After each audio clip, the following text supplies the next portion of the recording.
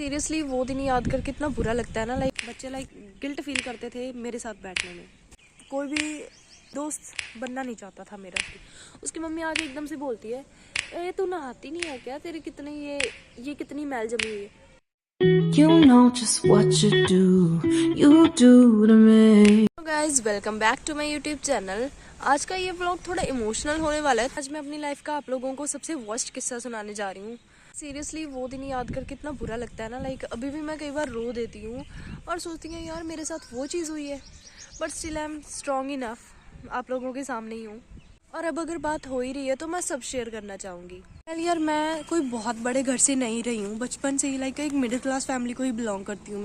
बचपन में मैं सरकारी स्कूल से ही पढ़ी हूँ और मेरे गांव के सरकारी स्कूल से, वो प्राइमरी स्कूल है, 5th तक की है। हायर स्टडीज़ के लिए हमें अलग अलग स्कूल में जाना पड़ता था। तो बात करते हैं मेरे स्कूल की, जहाँ पे मेरा विलेज का स्कूल था 5th तक। फिर उस टाइम पे ना मैं 5th क्लास में थी। तो उस टाइम पे क्या होता था कि क्लास में सबसे लास्ट बेंच पे बैठती थी। मैं एक बैक बेंचर रही हूँ और मैंने ना इधर कोई भी नहीं बैठता था उस टाइम पे, है ना। बच्चे गिल्ट फील करते थे मेरे साथ बैठने में because of my dark skin. ऐसे ही ना एक दिन लंच टाइम हो रहा था, तो ध्यान से सुनना, मैं आप लोगों को बहुत ही सीरियस मैटर बताने जा रही हूँ अपनी लाइफ का, जो अभी तक मेरी मम्मा को भी नहीं मालूम है, ठीक है। तो उस टाइम में ना ऐसे ही लंच टाइम हो रखा था। सरकारी स्कूल में पता ही है यार लंच टाइम क्या होता है। बच्चे ना क्या करते हैं कि उनको घर से लंच नहीं लाना पड़ता था, टिफिन नहीं लाना पड़ता था, स्कूल में ही सारा कुछ मिलता था। प्लेट भी, इवन प्लेट और चम्मच भी स्कूल में मिलता था। मिड डे मील की स्कीम होती है ना जो सरकारी स्कूल्स में, वो टाइम था, ठीक है। तो उस टाइम पे सब लंच हो रखा था। सरकारी स्कूल में यूजुअली क्या होता है कि ऐसे टाट बिछा दिए जाते हैं ना बैठने के लिए, लंबे लंबे, कि बच्चे उस पर बैठ के लंच करेंगे, है ना। वो सीरियल वाइज उस टाट पे बैठने लग जाते हैं ना। तो क्या हुआ, जब मैंने अपना खाना लिया तो जैसे ही मैं बैठने लगी टाट पे, तो एक लड़की आई, मुझे उसने धक्का दे दिया एकदम से। कहती है, डार्क चॉकलेट तो इस पे बैठ के इसको गंदा करना चाहती है। सीरियसली वो चीज़ मुझे अंदर से हिला दिया उस चीज़ ने, कि यार ये क्या बोल गई मुझे। गुस्सा भी आ रहा था और रोना भी आ रहा था, एक ही टाइम पे दोनों चीज़ें हो रही थी। और मैं अपनी इमोशनल स्टेबिलिटी को संभाल नहीं पाई, इमोशंस को अपने उस टाइम पे, बट स्टिल मैंने इग्नोर किया कि चल कोई बात नहीं। तो सारे बच्चे मेरे पे हंसने लग गए उस टाइम पे ना। तो क्या हुआ, वो टाट पे, सारे बच्चे टाट पे बैठ गए और मुझे उन्होंने बोला कि तू धरती पे बैठ ओनली। मैं, कुछ टाट नहीं था, कुछ नहीं बिछा हुआ था, ऐसी बैठ गई है ना। और मैं बैठी भी पता है कैसे, अपने दोनों टांगों पे, कुछ इस तरीके से ना। मेरे को ऐसा बैठा देख के ना सब लोग मेरा मजाक उड़ाने लग गए, ये कैसे बैठी है, टट्टी कर रही है या वो चीज़। Sorry for the words, but हाँ मैं अब अगर खुल के बात कर ही रही हूँ तो ऑब्वियसली सी बात है मैं कि सब कुछ बताऊंगी। और ऐसा नहीं है मैं कुछ भी भूल रही हूँ, मुझे एक एक वर्ड याद है जो बच्चों ने मुझे उस टाइम बोला था, है ना। लोग मेरा मजाक उड़ाने लग गए, है ना। तो वहाँ पे एक लड़का था, मेरे ही क्लास का था। तो सब लोगों को बोलने लगा, यार हमें उसका ऐसा मजाक नहीं उड़ाना चाहिए, उसको ऐसे नहीं बोलना चाहिए ना, ये गलत बात है। तो मैंने कहा चलो यार कोई तो मेरी साइड ले रहा है ना। तो सब लोग कहने, उसकी हाँ में हाँ मिलाने लगे, हाँ यार हमें इसके साथ ऐसा नहीं करना चाहिए ना। तो सब लोग कहते कि तू इधर आ जा, हमारे साथ बैठ जा। मैं इतना खुश हो गई कि यार मुझे वो लोग बुला रहे हैं ना अपने पास। छोटे बच्चों को क्या पता होता कि बेइज्जती हो, है ना, कुछ उसका नहीं होता कि हाँ अगर बेइज्जती हो रही है उसको 2 मिनट में कोई मना लेता है तो वो निकल लेता अपना, है ना। तो क्या हुआ, मैंने सोचा कि चलो बुला रहे हैं, मैं जाती हूँ ना। तो जैसे ही मैं उठी उस टाइम पे, वो लोग, सब लोग एकदम से उठ गए और टाट इकट्ठा करने लग गए, है ना। और मेरी तरफ देख के हंसने लग गए। भाई साहब उस टाइम तो ना इतना बुरा लगा, मैंने बस खाना पता नहीं कैसे निकला अंदर अपने जल्दी जल्दी से, और क्लासरूम में आ गया। उस टाइम कोई नहीं था क्लासरूम में, और क्लासरूम में आके मैं इतना रोई, है ना। रोने के बाद आंसू वगैरह सही किए, उसके बाद चलो लंच टाइम ख़त्म हुआ ना। वो ये कर क्यों रहे थे वो लोगों, बच्चों के दिमाग में ये चीज़ आई क्यों, just because of my dark skin. तो क्या हुआ ना, तो फिर उस टाइम के बाद मैं बहुत रोई थी, है ना। मैंने घर पे किसी को नहीं बताया कि हाँ भाई मेरे साथ ऐसे हो रहा है, लोग बच्चे मुझे ऐसे बुली कर रहे हैं ना मेरे स्किन कलर को लेके। क्या बताऊँ, मेरे से बोला भी नहीं जा रहा। इतना वो भर भर के आ रहा है इमोशन मेरे अंदर से। तो मैं अपना टाइम निकालती रही बच्चों के साथ, है ना।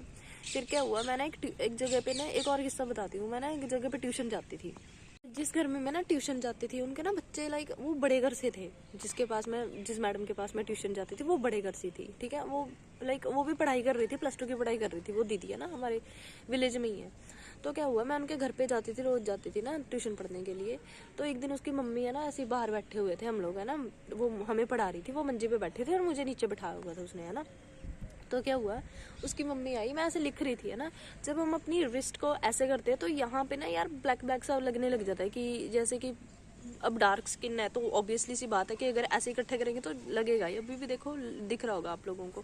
तो क्या हुआ, मैं ऐसे करके लिख रही थी और मैंने इसमें अपनी कॉपी ऐसे पता नहीं किस हिसाब से पकड़ रखी थी, तो यहाँ पे ना ऐसे इकट्ठी हो रखी थी मेरी रिस्ट, यहाँ पे ना स्किन ऐसे इकट्ठी हो रखी थी।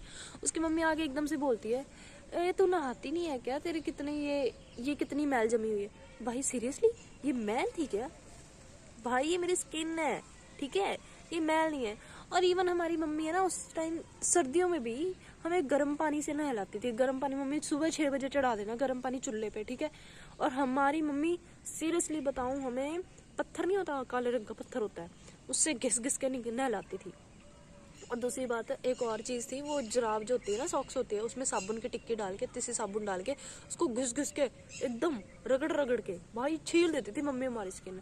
मुंह पे भी फेर देती थी कई बार, तो यहाँ गर्दन पे और यहाँ है ना नीज पे, यहाँ कोहनी पे, इधर है ना, तो घिस घिस के नहलाती थी। बट स्टिल मैं सोच रही थी यार ये लोग क्यों ऐसे, लाइक एक डार्क, मेरी स्किन डार्क है तो ये लोग ऐसे क्यों समझते कि भाई हम लोग नहाते नहीं है। तो भाई उस टाइम मुझे इतना रोना आया, लाइक मन इतना ख़राब हुआ। फिर मैं घर आ गई, 1 मिनट कॉल आ गया यार, सॉरी गाइस यार, मुझे ना कॉल आ गया था अर्जेंट, तो मैं उधर चली गई थी। हाँ तो हम क्या बात कर रहे थे, बाहर है ना पार्क में थोड़ी अंधेरा होने लग गया था तो मैं अंदर आ गई। हाँ तो हम क्या बात कर रहे थे, लाइक है ना उस टाइम पे ना मैं घर आ गई थी ट्यूशन से, तो घर आके मैंने अपनी मम्मी को बोला, भाई मम्मी मैंने ट्यूशन नहीं जाना, सब लोग मुझे ऐसे बताया। तो मैंने मम्मी को सब कुछ बताया कि ऐसे ऐसे बोलते हैं लोग मुझे, है ना। तो गाइस यार मेरी मम्मी ने मुझे इतना लाइक बोला कि कोई बात नहीं, बोलने दो, तुम कुछ बड़ा करो अपनी लाइफ में, है ना, कि लोग तुम्हारे पीछे पीछे हैं, तुम्हारी डार्क स्किन से कोई फर्क नहीं पड़ता, है ना, तुम्हारा स्किन टोन डजेंट मैटर, ठीक है, the all that matter is your character, है ना। तो यार अपना कैरेक्टर सही रखो, तुम्हारी स्किन टोन कैसी है, तुम कैसे दिखते हो, ठीक है, तुम्हारे बाल कैसे है, तुम्हारी बॉडी कैसी है, छोड़ दो ये सब चीजें, ठीक है। तो दूसरों को खुश करना बंद करो, ठीक है, अपनी सेटिस्फेक्शन के लिए काम करो, अपने लिए काम करो, ठीक है। और रही ये चीज़ की, जो लोग यूट्यूब पे बताते रहते हैं ना कि यार एक दिन में मेरी स्किन में इतना निखार आ गया, मैंने ये कर लिया, मैंने वो कर लिया, डार्क स्किन से मुझे ये छुटकारा मिल गया। तो गाइज यार डार्क स्किन से छुटकारा लेना ही क्यों है, अगर सब लोग चिट्टे दिखने लग जाएंगे तो कैसे लगेंगे सब लोग। भाई कोई बंदा डार्क स्किन वाला भी तो होना चाहिए ना। देखो यार मेरा मेन मोटिव क्या है ये चीज़ तुम लोगों के साथ शेयर करने का, मेरा मेन मोटिव यही है कि जो लोग इस चीज़ से गो थ्रू हो रहे हैं ना, तो यार ये सारी चीज़ें बहुत पीछे छोड़ दो अब, ठीक है। तुम्हारा स्किन कलर कैसा है, तुम कैसे दिखते हो, तुम्हारा वो तुम्हारी हाइट कितनी है, तुम कितने पतले हो, तुम कितने मोटे हो, ये सारा कुछ छोड़ दो यार। भाड़ में गए वो सब लोग जो तुम्हारे कलर का मजाक उड़ाते हैं या कुछ भी करते हैं। At the end people will love you, people will love your character.